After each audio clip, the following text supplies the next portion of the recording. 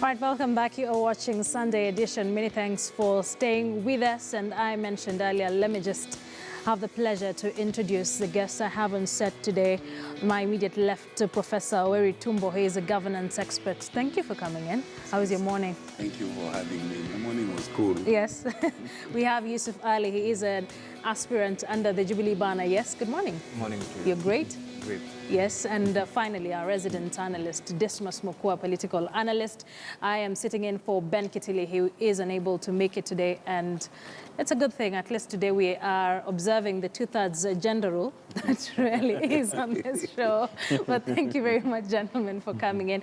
Of course, let's now start with the political pages. Just take a look at some of the political stories that have been given prominence on our newspapers. We'll start off with the Standard newspaper. There's a very interesting story on page 13 on Kisii elites lead Uhuru campaign, and the team is said to have met in Nairobi to urge the president to make further trips to maintain the steam that he has initiated.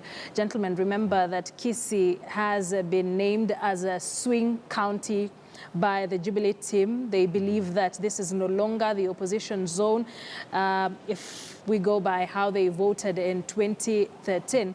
But Prof, what do you think? Do you think Jubilee has successfully managed to make inroads in Kisii County?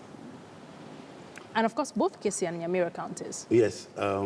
First of all, I like the heading, Kisii elites. When you're talking about Kisii elites, at the moment, you're actually talking about Kisii elites, Matiang'i and company. You are not talking about anybody else. You're talking about Matiang'i and his acolytes. Two, the Kisii elites, in general sense, covers two categories. There is the first category, which is of Kisii civil servants who have been appointed by Jubilee to top positions. And then there is the Kisii elected political leaders, both Jubilee and the opposition. Now, first of all, I would like to dissect the structure of that elite. All right. The first one is that the civil servants, through the trust of the Jubilee government, have been given the upper hand. And they are the ones who assist State House to plan the presidential trip. They are the ones who manage it on the ground together with the civil service. And the political leaders basically follow their lead. Now, if you look at it critically, the political leaders are the ones that are going to enable the president to get the kuras, not the elite.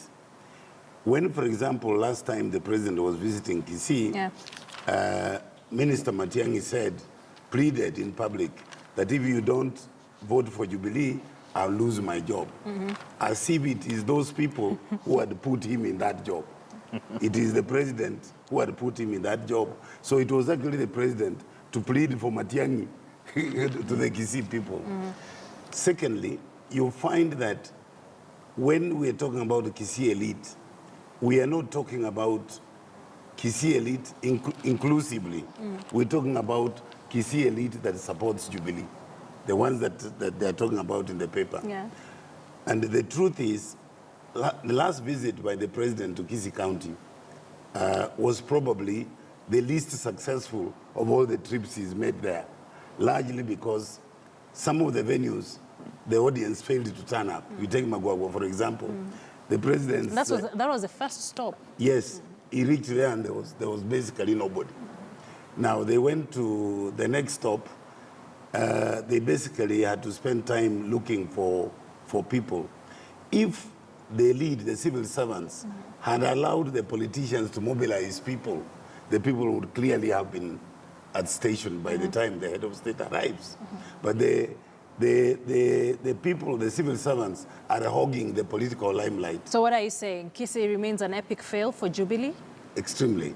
In fact, at the moment, I can say for free that Jubilee has worked very hard in Kisii, but the results are yet, or the indicators are not yet there. Okay. Dismas, you come from, I believe, either Kisii or Nyamira counties, so you would be in a better position to tell us what exactly is on the ground. You come from one of them as well? I come from All right. Kisii. So the Kisii elite are in studio, right? But anyway, go ahead. Well, you know, it's actually a mistake to assume that the so-called Kisii elite are homogeneous, because I'd expected Professor Tumbo to be part of the Kisii elite.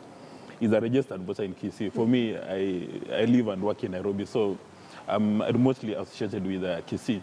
So the Kisii, the so-called elite is not homogeneous. And the message that the Jubilee civil servants are delivering to the community is erroneous. Because number one, they say, please vote for Jubilee so that we retain our positions, and in reference to what Professor has indicated. So it's not as if that the Kisii community sat down and said that Dr. Matiang'i is the gentleman you are presenting forward to go to the cabinet. That was an individual decision made by President Kenyatta, maybe in consultation with the old man, Nyachai. And a number of those positions which have been given to the so-called elite, who are now top public servants, has not been distributed to the entire community. The people claim that all of them are relatives to Simeon Nyachai. So people begin to ask, in as much as you're telling us to vote for Jubilee, for you to retain your positions, but this cake has not been spread through the entire community. So people begin to ask those questions. And then number two, the president has made several trips to Kisii, and he's given some promises. The last time he made a promise, he said that they were going to tarmac so many roads, but that has not been seen. When the president was in Kisii, a number of contractors were mobilized and they were on site, and I understand the president commissioned road construction. But as soon as the president got into his chopper back to Nairobi, the contractors disappeared, because they also said that we want to be given a facilitation fee or mobilization fee as it happens. So, and again, for Jubilee to claim that Kisii is actually a swing state or it's in the middle, that is really erroneous. Kisii is strongly in the ODM zone. If Raila Odinga goes to Kisii today, the kind of reception he gets is very shocking and worrying. And if you compare it with the reception the president got last time, because as soon as he was done with the rally at the stadium, on his way out, there was a demonstration. And that's the very first time I've seen a demonstration in Kisii town, because normally the people in Kisii tend to be very docile, minding their business. They're not hyperactive in politics. Even if they disagree with you, they'll not go to the streets to do protest. So that was a shock. But I think the most important thing now for Jubilee is to actually ask the president to go to Kisii maybe for 3 days and pitch tent in Kisii alone, without the company of his deputy president. Because again, as a community, the Kisiis have got issues with Ruto around the 2007 elections. So if the president goes to Kisii alone, without the company of brokers, and he engages with the community on a one-on-one, they're likely to give him a good attention. And you recall from 2002, from the time we went into multi-party politics, the Kisii community is very liberal. If you go, you present a case and they think you're making sense, they'll actually vote for you. You even recall the first person to defect from DP is a contemporary called Dr. Protas Kebati Mumanyi, because then people had voted for every political party. Even as we sit right now, if you look at the MPs from Kisii, you'll have a TNA MP, you'll have a Ford Kenya MP, there's ODM MP, there's a NAC MP, everybody is represented. If you go and present your ideas without the assistance of brokers. So Ruto anaharibu hesabu, is that what you're trying to say, anaharibu hesabu for Uhuru in Kisii? Well, the word in the street is, the people say that during the post-election violence, a number of Kisiis lost their assets. They lost their animals and lives because of, they claim that it's the Kalenjins who engaged in that kind of violence. And they expected that the Kalenjin community would actually go to Kisii and apologize. That's the first thing. And the apology has not been made. And we still have internally displaced persons in the Kisii community. And the claim in the street, again, this probably needs to be verified, is that members of other communities were given compensation as much as $500,000. And for them, they received a paltry 50,000 bob. So they're beginning to wonder, what are we talking about? All right. Yusuf, you belong to the Jubilee Party. You're planning to run via their ticket as well. Do you agree with this gentleman that there's a lot of work to be done by Jubilee in Kisii and Nyamira counties? First of all, thank you. I'm glad Prof has recommended us for the great job we have done in Kisii, because you could hear his statement that the Jubilee has done a lot. Up to that level, we agree. Now about the Kisii elites. I hear there is this word going around that the president had paraded all the civil servants, the CAs. I think it's important that them as leaders who are respected in the society, they should preach exactly the facts on the ground. Prof said that CS was going there to beg for votes. I think basically the president is accompanied by his cabinet secretaries to various counties to go and launch projects, to go and do development matters. But there was a mix of politics. Definitely, politics comes in because this is the time when people are selling their agendas, when people are selling their manifests to various levels of grassroots. Because we have to showcase what we have done for the people. Because the voters right now do not want empty promises, which our fellows in NASA have been trying to sell around. Right now, as we speak, Kisii County is not where it was in the year 2013. Right now, Kisii County is involved in the Jubilee administration in very large numbers. All right, Yusuf, I understand we have a problem with your mic, so as they sort it out... Can I just say something in addition to what he said? You look like you're itching to say something. Yes, true, two aspects. Number one, he makes a very valid statement that Kisii is not where it was during the last election. Because the ODM governor we have in Kisii has done a shoddy job, he's not done a very good job. And it's unfortunate that he may get re-elected, or an ODM governor may get re-elected, simply because a number of voters are not going to remain rational. Because the governor has just done the bare minimum, just like Dr. Kidero. Actually, most of the court governors, they've done the bare minimum to stay afloat, to stay in office. So they've not done anything that would shock anybody and you say, wow, these are a eureka moments. And then number two, maybe before the president makes a trip to Kisii, he needs to speak with the leaders and anthropologists to know that Kisiis never get excited if you give one of their own a job. It's not a community affair. For instance, I know Professor Tumbo, if you give him a job, he becomes a PS, he's going to be the principal beneficiary and his family. It doesn't affect my bank balance. So the only time the community gets excited is when it affects the bank balance. If it doesn't, you can dish so many positions, but it will not alter the voting matrix. Yes, Paul. Yes, first of all, I wanted to comment on what my colleague had said earlier. What I said was Jubilee has put in a lot of effort. Note that it has got the results. That's the difference. There is a very clear difference between that. Secondly, there is an important thing to understand, that the CSs that are going out there and making statements on behalf of the Jubilee government are breaking the law. It's clear. I mean, that's like daylight. Now, apart from that, they go ahead, after they've broken the law, they go ahead and then state that whether you vote for Uhuru or you don't, or you vote for Jubilee or you don't, all right, Uhuru will get re-elected. It is on record. It is in the newspapers. The contradiction clearly suggests that they are so carried away with those opportunities that they are not able to distinguish what Yusuf is legal itching. and what is not Yusuf is clear. itching to respond to you. I'll give him a chance. Yes. You know, the beauty about this, the word prof comes from knowledge. Prof is someone I respect because he's probably my teacher. But I tend to disagree with him when he says that Uhuru's statement in Kisii was very clear. He said, tushirikiane, tujenge serikali pamoja.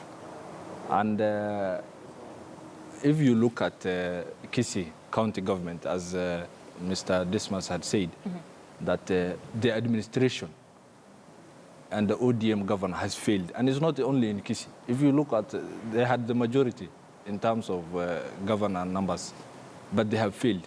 Corruption is very high. No one has ever been convicted for those cases. Their party leader comes out and defends them in a very funny manner. The things we see in their rallies is a matter of blindly following what their party leader has said. Psychophancy of the highest order. So these are the things that are surrounding. They are not attractive packages for someone to tend to preach. So it is very, very fair for our brothers in NASA to admit that they need to clean their house first before they point fingers at Jubilee. Okay, I would love to give someone a chance to respond, but now let's take a look at the story. Master of defections, guess who?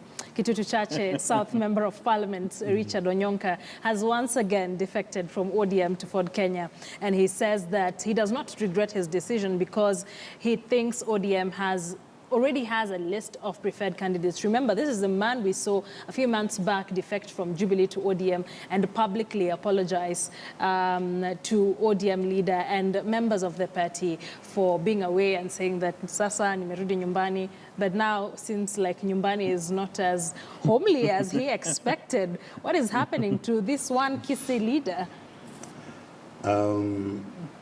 First of all, let me declare my interest. Well, you better. Yes. Richard is my nephew. Okay. That's my interest. So I would rather... Yes, you would not be in a position to comment on that. Yes. Yusuf, what do you think? Thank you for that, by the way. It may not be better for family meetings. Yeah. Yes. I think I will take this opportunity to say that our brother had been had gotten confused because first of all, Jubilee is a new family that when we had merged our parties, we were trying to make it all inclusive, regardless of other parties that you see. Wiper is aligned to Luo Nyanza or this other side of West. We were trying to put everyone across the board. A national look. A national outfit that everyone will claim a stake.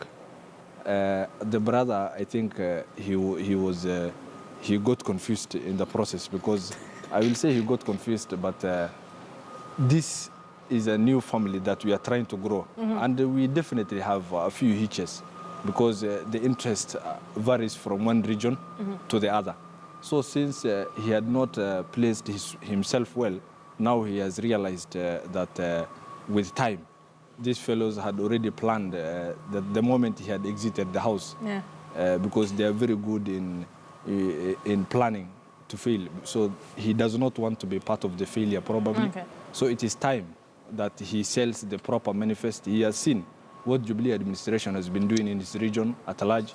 So these are not things that we need even to worry about, because if you come here today and do what you have done, you do not need anyone to either tip off someone or tell someone that you have not been doing ABCD. All right, Yusuf. We'll be getting back to that discussion in a bit. Let's first take a short commercial break. We'll be back with more here on Sunday Edition. Don't go too far.